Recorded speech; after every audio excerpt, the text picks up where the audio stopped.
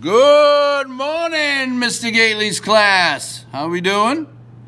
So today we're going to be reading James Forten. Okay, now is your time. So it's great to read about these African-American heroes we have, and they used to not be taught enough about. Although, of course, the generals were always white, right? Either European or Americans. And that's because they were allowed to be generals, right? And they were trained. And African Americans didn't get that experience. But they did serve, and they helped us to become the country we are. And it's great we're learning about that. All right, so this story by Walter Dean Myers, we're going to read it. And then you're going to be answering, well, today, then you're going to be doing a worksheet on it. And then tomorrow, you're going to be doing opening response using metal tomorrow. It won't be compare contrast, so it'll be just one book. But we need to get that metal down. Okay, using quotes from the text to defend your answer. Okay, and the question will be whether you think he was a hero or not, James Forten. All right? I think I already gave away I think he is, but if you say he isn't, go ahead, just defend your answer. I will never hold that against you. Don't you worry about that at all. All right, here we go. James Forten, from Now Is Your Time.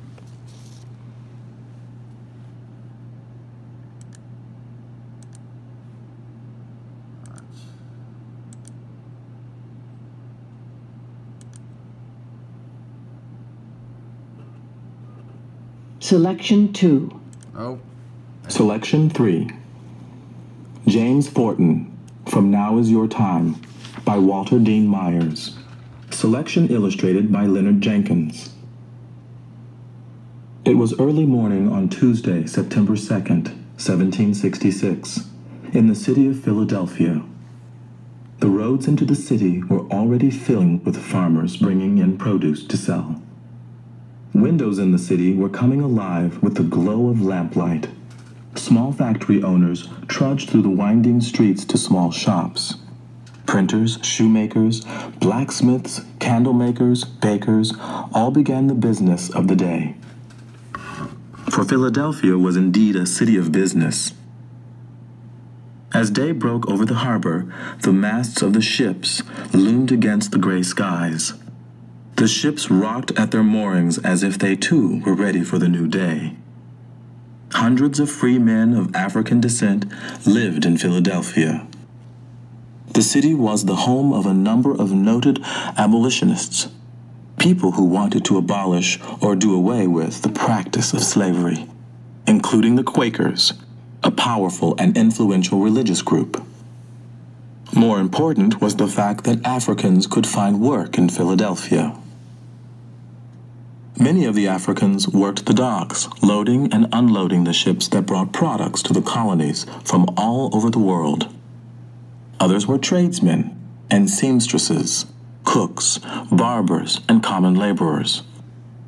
All along the eastern seaboard, from Baltimore to New England, free Africans worked on boats, hauling loads, carrying passengers, and fishing. Many opened restaurants. Others bought their own boats and tried their luck on the brisk waterfronts. Thomas Forten, a free African, was employed by Robert Bridges, a sailmaker in Philadelphia. Sailmaking was a profitable but difficult job. Sewing the coarse cloth was brutal on the hands. The heavy thread had to be waxed and handled with dexterity. A person trying to break the thread with his hands could see it cut through his flesh like a knife. But Forten appreciated his job. It paid reasonably well, and the work was steady. Forten helped in all aspects of sailmaking and assisted in installing the sails on the ships the firm serviced. With the income from his work, he had purchased his wife's freedom. Now on this early Tuesday morning, a new baby was due. The baby, born later that day, was James Forten. Young James Forten's early life was not that different from that of other poor children living in Philadelphia. He played marbles and blind man's bluff, and he raced in the streets. When he was old enough, he would go down to the docks to see the ships. Sometimes, James went to the shop where his father worked and did odd jobs. Bridges liked him and let him work as much as he could, but he also encouraged Thomas Forten to make sure that his son learned to read and write. The Fortens sent their son to the small school that had been created for African children by a Quaker, Anthony Benezet. He believed that the only way the Africans would ever take a meaningful place in the colonies would be through education. Thomas Forten was working on a ship when he fell to his death. James Forten was only 7 at the time. His mother was devastated, but still insisted that her son continue school. He did so for 2 more years, after which he took a job working in a small store. What James wanted to do was to go to sea. He was 14 in 1781 when his mother finally relented and gave her permission. America was fighting for its freedom, and James Forten would be fighting too. He knew about the difficulties between the British and the American colonists. He had seen first British soldiers and then American soldiers marching through the streets of Philadelphia. Among the American soldiers were men of color. A black child in Philadelphia in the 1700s had to be careful. There were stories of free Africans being kidnapped and sold into slavery. He had seen the captives on the ships. They looked like him. The same dark skin, the same wide nose. But there was a sadness about them that both touched his heart and frightened him. He had seen Africans in chains being marched through the streets on their way to the South. He never forgot the sight of his people in bondage, or accepted it as natural that black people should be slaves. But the black soldiers Forten saw were something special. Marching with muskets on their shoulders, they seemed taller and blacker than any men he had ever seen. And there were African sailors, too. He knew some of these men. They had been fishermen and haulers before the conflict with Great Britain. Now they worked on privateers and navy ships. Sometimes he heard talk about naval battles, and he tried to imagine what they must have been like. In the summer of 1781, James Forten signed onto the privateer Royal Lewis, commanded by Stephen Decatur, Sr. The colonies had few ships of their own to fight against the powerful British Navy and issued letters of marque to private parties. These allowed the ships under the flag of the United States to attack British ships and to profit from the sale of any vessel captured. The Royal Lewis sailed out of Philadelphia in August and was quickly engaged by the British vessel Active, a heavy armed brig sent from England to protect its trade ships. The Royal Lewis's guns were loaded with gunpowder that was tamped down by an assistant gunner. Then the cannonball was put into the barrel and pushed against the powder. Then the powder would be ignited. The powder had to be kept below decks in case of a hit by an enemy ship. Forten's job was to carry the powder from below to the guns.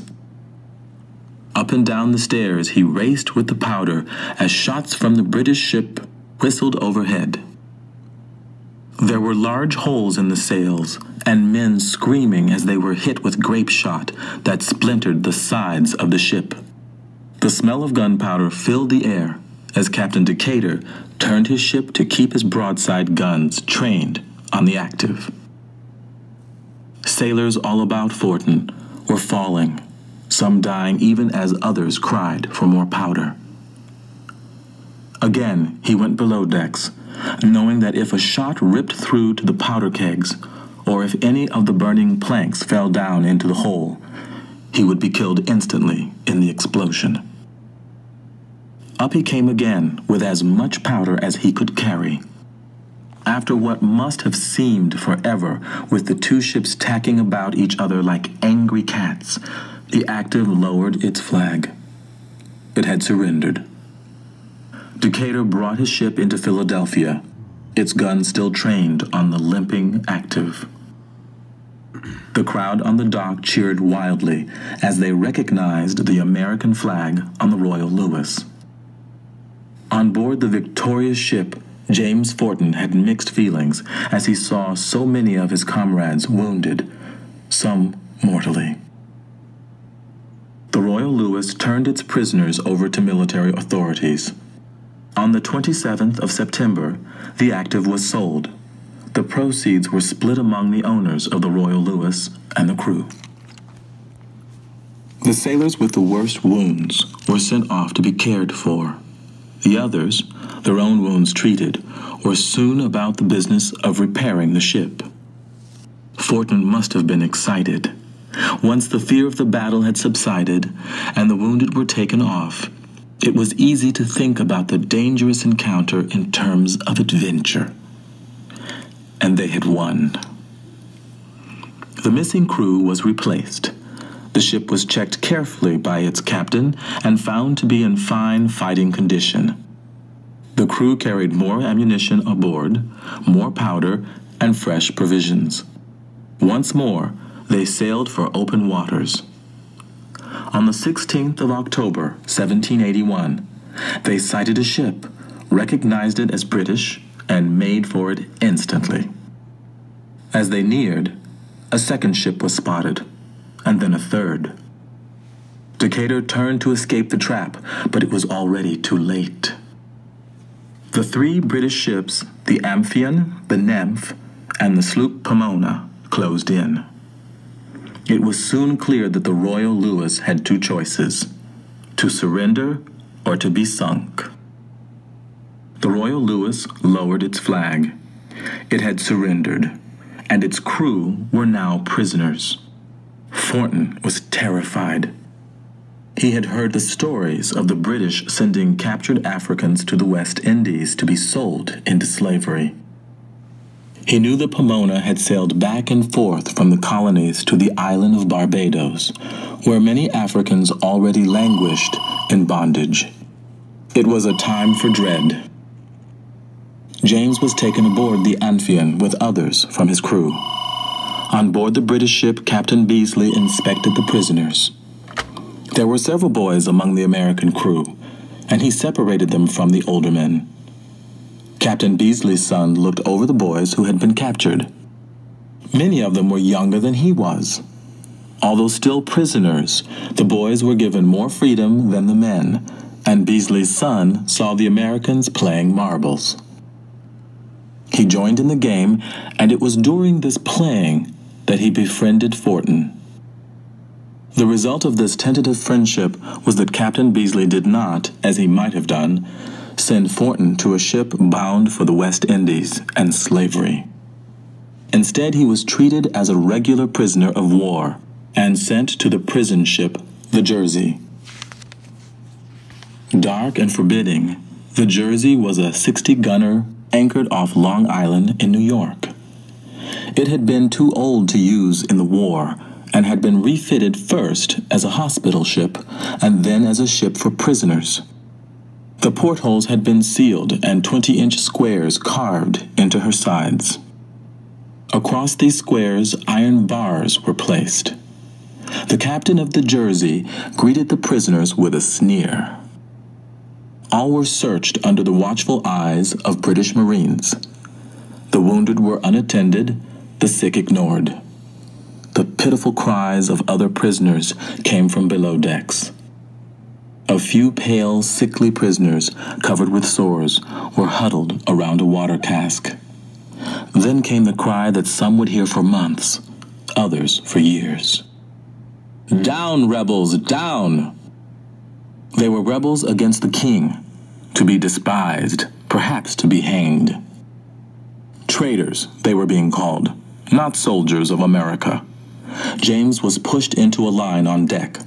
The line shuffled toward the water cask, where each man could fill a canteen with a pint of water.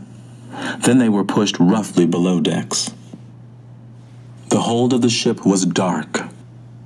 What little light there was came from the small squares along the hull. The air was dank as men relieved themselves where they lay. Some of the prisoners were moaning. Others manned pumps to remove the water from the bottom of the boat. Sleep was hard coming, and James wasn't sure if he wouldn't still be sold into slavery.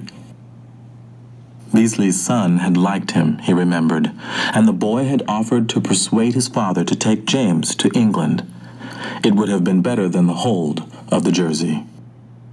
In the morning, the first thing the crew did was to check to see how many prisoners had died during the night. Many of the prisoners were sick with yellow fever. For these, death would be just a matter of time.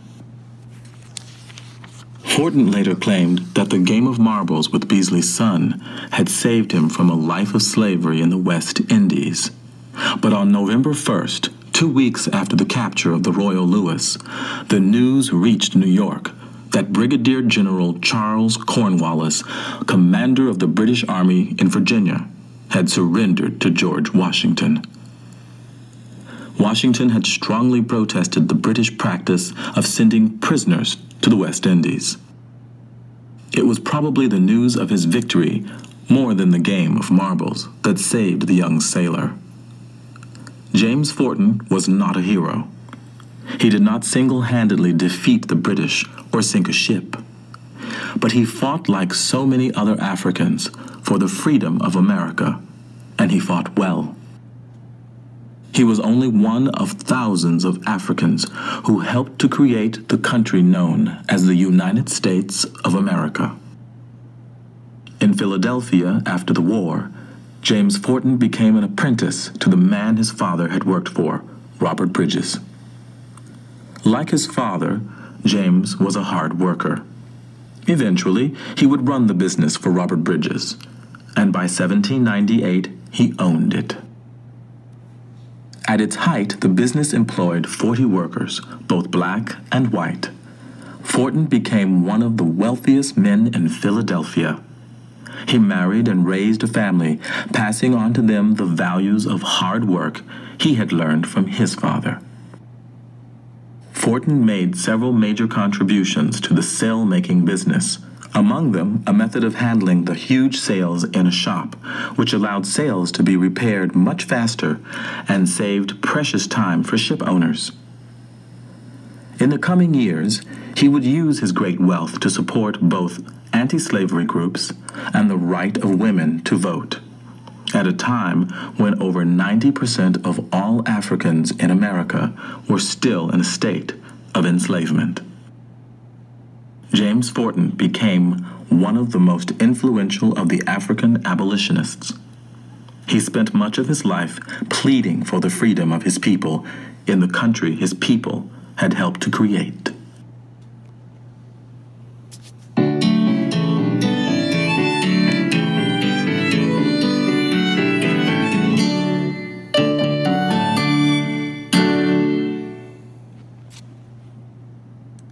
Okay, so tomorrow you'll be writing Walter Dean Myers writes that James Forten was not a hero. Do you agree or disagree? Explain why. What do you think it means to be a hero? Okay, so that'll be the question you'll be doing tomorrow. Today you just have a worksheet. All right. See you tomorrow.